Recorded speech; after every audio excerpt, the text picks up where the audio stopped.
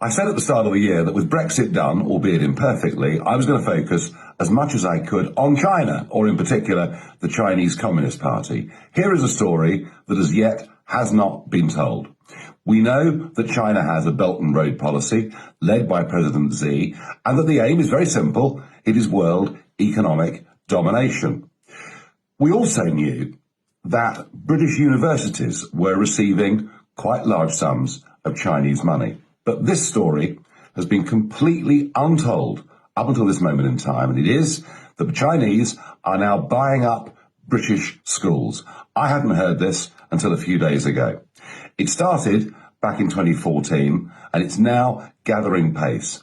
Why is it happening? Well, the independent sector, the private sector in Britain, educates about 7% of our children.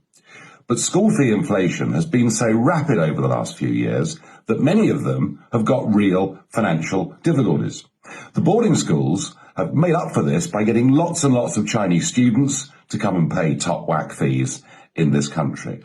All of that we knew. What we didn't know was that a series of Chinese companies are busy buying up schools. Now, you might say, isn't it better that Chinese money buys up these independent schools, some of which have been around for centuries? Isn't it better that happens than they actually close down? Well, what I'm about to tell you will make you realise just how sinister this is. One company, for example, a company known as Bright Scholar, they have bought Bournemouth Collegiate. They bought St Michael's in Llanelli. They bought Bosworth Independent.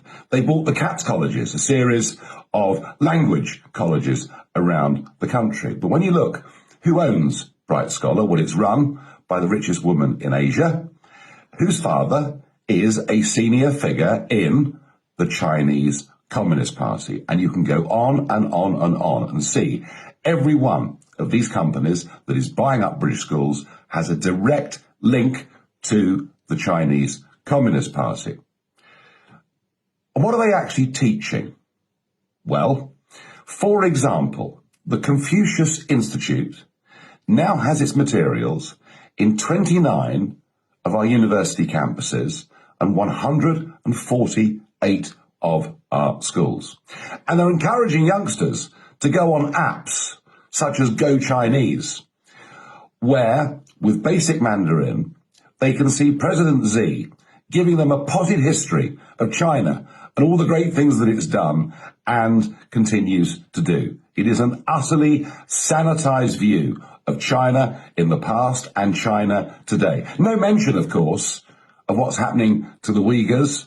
No mention, of course, what's happening to democracy in Hong Kong. These people are being taught that China is the future. They are being literally indoctrinated by the Chinese Communist Party. I think this is an absolutely massive story. I think it's one that needs to be told.